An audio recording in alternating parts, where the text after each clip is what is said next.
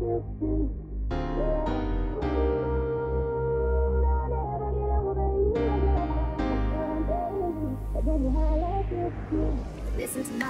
hello, du coup aujourd'hui je vous retrouve dans une nouvelle vidéo où je vais vous présenter ma collection de sacs vintage de luxe que j'ai depuis au moins 3 ans ou 4 ans. En fait j'aime trop les sacs vintage et en fait je suis devenue un peu tarée, j'en achète tous les mois. Du coup je vais commencer par la marque Gucci. Du coup Gucci, j'aimais vraiment bien cette marque il y a 3 ans quand Alessandro Michele il est revenu, il est devenu directeur artistique et qu'il a remis au goût du jour plein de modèles dans le style un peu vintage. Du coup j'ai acheté cette banane. Elle est trop mignonne, elle se porte à la taille. Vous pouvez bien la nouer, vous pouvez la nouer autour d'un manteau ou même d'un pull long, ça fait trop beau. Vous pouvez aussi la mettre comme ça, t'as vu. Et du coup elle est minuscule. Il y a le numéro de série juste derrière. Je sais pas, elle date de quelle année, je dirais les années 2005 peut-être. Mais elle est mignonne, je la mets plus beaucoup parce que Gucci c'est plus trop ma tasse de thé. Enfin surtout, si j'aime bien toujours le monogramme mais tout ce mélange de couleurs, j'ai du mal à l'associer. Avec des tenues, ça fait vite la meuf qui bibi. Et voilà. Ensuite il y a cette petite pochette. Donc cette pochette c'était un sac de base avec une bandoulière qui a pété parce que bien sûr quand c'est vintage c'est pas toujours en état de ouf.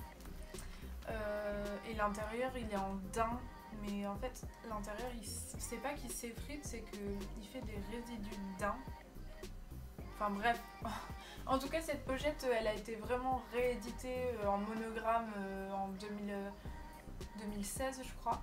En 2018, ouais ça fait 2 ans. 2015-2016 par Alessandro Michele, c'est vraiment le modèle Gucci vintage. Vous voyez avec les détails dorés juste là, à la fermeture. Donc celle-ci elle est en état correct, mais c'est vrai que je la porte plus trop, comme je vous ai dit, je porte plus trop Gucci. Mais elle est toujours mignonne. Celle-là je l'avais vraiment eu à un prix pas cher, je crois que j'avais eu 2 sacs Gucci pour 40 €, un truc dans le genre. En fait, vous savez, sur Vinted, ce qui est bien et ce qui était bien il y a quelques années, c'est que les sacs vintage de luxe, ils n'étaient pas encore super à la mode comme maintenant. Maintenant, on les voit sur Bella Hadid, même les Jenner et tout. Avant, c'était beaucoup moins à la mode et quand j'aimais ça il y a 3 ans, c'était les gens qui pensaient qu'ils allaient jamais pouvoir revendre ça. Du coup, ils mettaient à des prix vraiment pas chers parce qu'ils voulaient s'en débarrasser. Ils pensaient que ça allait jamais redevenir à la mode en fait. Donc maintenant c'est plus dur de trouver des prix vraiment pas chers pour du vintage, alors qu'à l'époque où j'ai acheté tous mes sacs, vous en aviez des sacs vintage pour 20, 30, 40 €, 50 € max quoi, mais c'était vraiment le good deal. Du coup voilà pour cette petite pochette. Bon, celui-là c'est The Basic, c'est le petit sac monogramme Gucci. Celui-là, franchement, je peux le mettre encore parce que j'aime vraiment bien, il passe avec tout. C'est un cuir blanc cassé beige sur le devant et sur la lanière. Il est en assez bon état. Il y a des petites breloques, la Gucci, c'est une petite botte et puis le sigle de la marque. Donc ça passe vraiment avec tout. Et puis c'est trop cute parce que c'est petit, tu peux pas mettre grand chose dedans, mais en même temps comme la banane. C'est vraiment, tu mets ton petit porte-monnaie, mon téléphone iPhone 7 Plus rentre dedans, mais voilà. Celui-là il est vraiment cool. Je vais passer à Louis Vuitton. Louis Vuitton,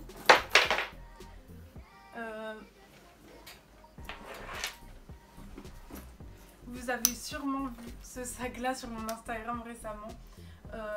C'est une copie, donc c'est pas un vrai sac. Enfin, c'est un vrai sac, c'est pas un vrai Louis Vuitton parce que le vrai il est en... Je sais plus quelle fourrure, mais c'est de la vraie fourrure et il est beaucoup mieux fait. Mais j'adore le modèle, il est trop mignon. Et le vrai coûte extrêmement cher. Mais ouais, en fait c'est un sac et c'est censé être léopard. Mais là c'est le léopard avec le monogramme Louis Vuitton. Et sur les chaînes, il y a des petits cadenas Louis Vuitton et il est trop mignon. Je l'avais eu aussi à un prix vraiment pas cher, en même temps c'est un faux, mais même en faux, je pense qu'il est dur à trouver. Va faire un faux sac qui ressemble à ça. Non mais voilà quoi. Donc trop cute. Ce truc là, en fait tu peux t'en servir comme sac. Et puis si tu vas à une soirée et que t'es fatigué, tu poses ta tête dessus, c'est très confortable. Ensuite j'ai le petit sac, c'est le même que le Gucci et c'est en Louis Vuitton avec le monogramme tout simple, minuscule. Donc ça sert toujours, hein, pareil. C'est un intemporel ça. Bah, le monogramme Louis Vuitton de toute façon soit t'aimes bien soit t'aimes pas, il y en a plein qui trouvent ça cheap. Mais moi j'aime bien. Enfin voilà. Et le dernier best, le meilleur pour la fin, c'est le monogramme multicolore de chez Louis Vuitton qui a été issu d'une collab je pense avec un designer japonais qui s'appelle... Je mettrai le nom ici parce que je préfère pas me lancer dans ça. C'est un nom super compliqué japonais.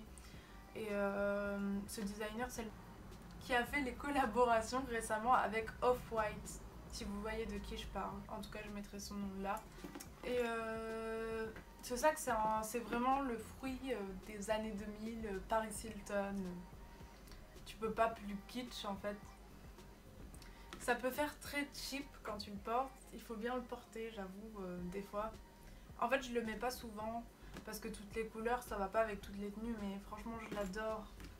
Il est trop beau et ça je l'avais eu aussi sur Vinted. Vous pouvez regarder sur Vinted, il n'y aura pas ce modèle exact mais vous savez le petit dans le même format que mon autre Louis Vuitton en ce monogramme, vous pouvez le trouver à 250 euros.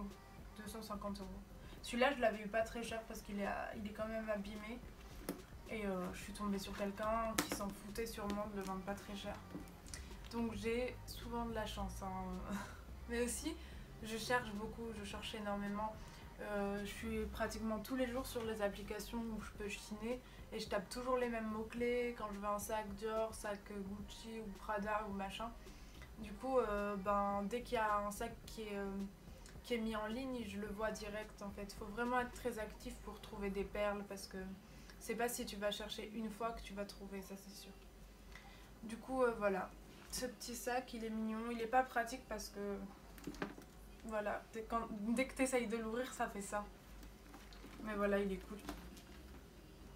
Mais pareil, en plus c'est une boule, donc tu le mets sous ton épaule et tu l'aplatis. Enfin, il est pas très pratique, il est juste beau.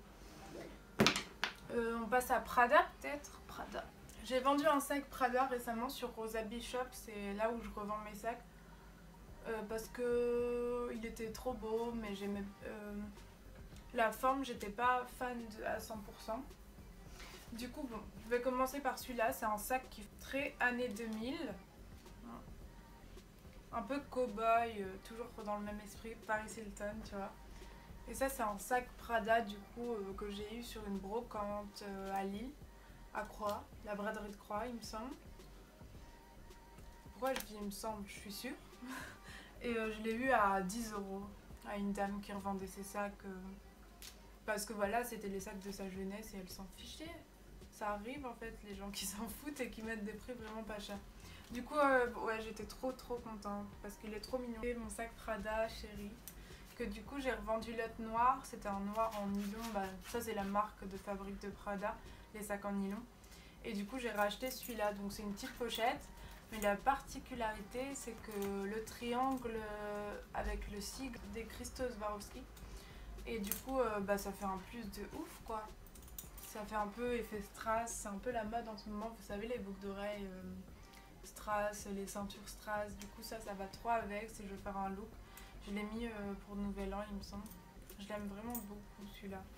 En fait c'est une pièce unique parce qu'il est vraiment rare avec le triangle en strass. Je l'ai acheté récemment sur Vinted, c'était une dame qui l'avait eu pour ses fiançailles il y a au moins 10 ans et elle l'a jamais porté donc il est comme neuf. Et je l'ai eu vraiment pas cher, encore une fois. Pour au prix auquel ça se revend maintenant, les sacs Prada ça se revend entre 180 et 250 euros. Donc là je l'ai eu beaucoup moins cher, moins de 100 euros en tout cas. Ah bah oui, je vous parlais des boucles d'oreilles, j'en ai une là. Vous savez les boucles d'oreilles à strass, ça va très bien avec. Donc voilà.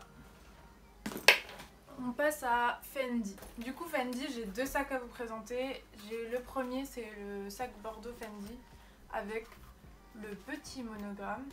Du coup les lettres Fendi elles ont à peu près cette taille là.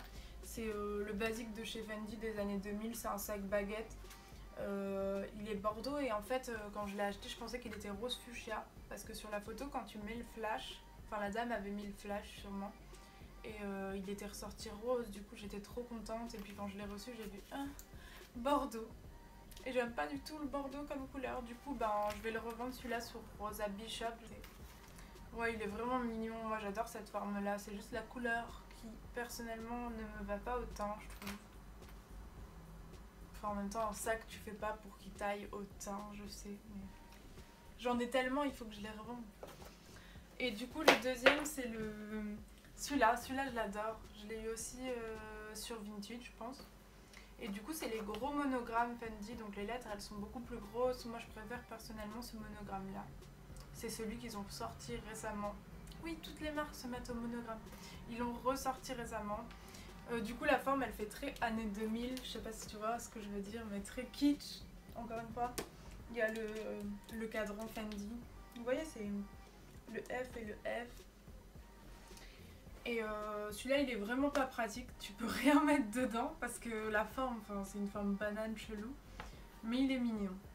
Il a le mérite d'être mignon. Mais ouais il est beau, j'aime bien. Je pense qu'on est à Dior. Donc là,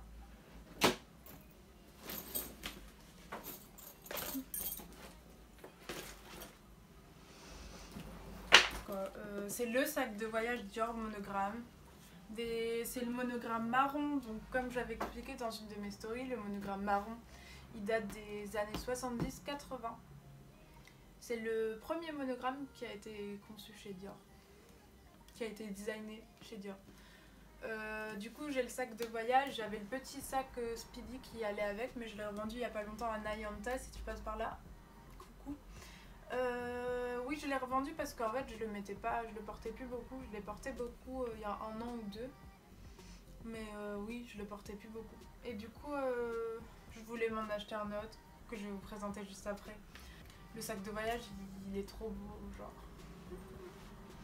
Et il est pas pratique du tout hein. Pour voyager je vous le conseille pas. Donc il sert à quoi? Ben moi je range d'autres sacs dedans. Mais ouais. Du coup celui-là il est vraiment joli. Donc les deux, celui-là et le plus petit, je les avais eus à une dame en remise en main propre que j'avais trouvé sur Le Bon Coin. J'étais allée les chercher à Neuilly, à Paris. C'était une dame de la cinquantaine qui revendait ses sacs de sa jeunesse en fait. Du coup je les ai eu aussi à un prix vraiment fair price. Vraiment un bon prix. Du coup, celui que je voulais vous présenter, c'est celui-là que j'ai acheté à la place. C'est un petit Speedy. Tu peux mettre quand même pas mal de choses dedans. Et il est super joli, il est bleu marine. Et ce monogramme là, en fait lui il est quand vous touchez lui, il est un peu brodé en fait. Je sais pas comment expliquer, c'est comme piqué dans la toile alors que là c'est vraiment imprimé. C'est une toile un peu cirée, c'est différent. Et celui-là du coup c'est le monogramme des années 2000 qui a été édité par John Galliano. En même temps que les saddles et tout ça. Avec, il avait ajouté les petits numéros que j'ai aussi sur l'autre sac. Il fait sporty, genre il est beau celui-là, je l'aime beaucoup, je le mets en ce moment souvent. Là il est rempli avec mes affaires. Donc voilà. Dans le même esprit, j'ai celui-là qui est en beaucoup moins bon état, c'est un rose de chez Dior du coup. Et la toile en fait elle a jauni. Du coup il est beaucoup moins portable. Enfin je trouve, je le porte beaucoup moins parce qu'il est moins beau. Mais voilà c'est le même esprit, c'est un sac baguette. Sur la bandoulière il y a les inscriptions Dior comme ça. Il est pratique aussi mais ouais je le porte moins parce que je sais pas si tu vois la différence de couleur des toiles. Voilà quoi. And the last one. Donc les deux derniers, c'est ceux que je pense que vous allez préférer parce qu'ils sont très à la mode en ce moment. C'est le sac saddle de chez Dior.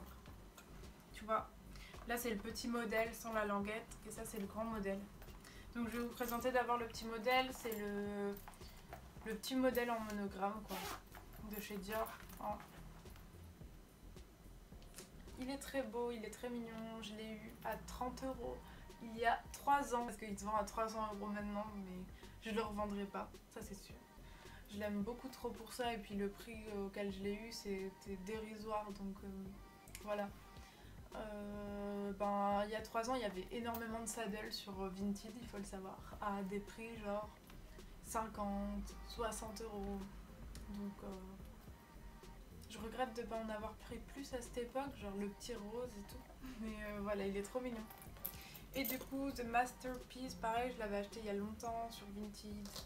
C'est celui qui a été réédité par Maria, je sais pas, belle directrice artistique de chez Dior.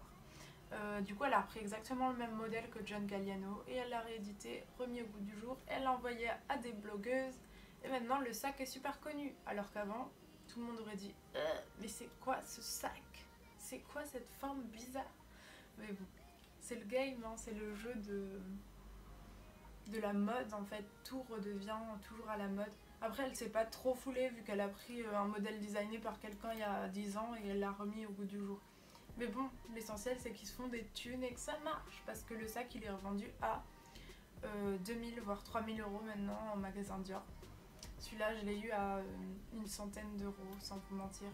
Alors que maintenant les sacs saddle vintage ils se revendent sur Vinted, même sur Vinted à 800-900 €. Sur Vestiaire.com 1500, 1500 € je dirais, oui. Donc ouais. C'est beaucoup plus dur de s'en procurer maintenant à des prix très bas. De toute façon, il faut pas hésiter à me follow sur Instagram, je chine beaucoup et si je trouve des liens sur Vestiaire Collective ou Vinted avec des saddles pas chers, quand je dis pas cher, c'est pas au prix auquel j'ai eu le mien, donc c'est pas cher par rapport aux 900 € des prix auxquels ils se vendent en vintage maintenant. Donc de toute façon, je mettrai des liens dès que je trouve un truc cool, je vous le mets au cas où vous voulez acheter un sac vintage. Du coup celui-là, ouais, il est super beau, il y a le D de Dior ici et Christian Dior sur les côtés. Et donc voilà, il y a une poche derrière. Bon, j'avoue que ces formes-là, elles sont pas très pratiques. Hein. Parce que regarde, tu mets ton gros porte-monnaie là, puis là tu mets quoi? Une paire de lunettes, ouais, à la limite, mais c'est un peu galère quoi.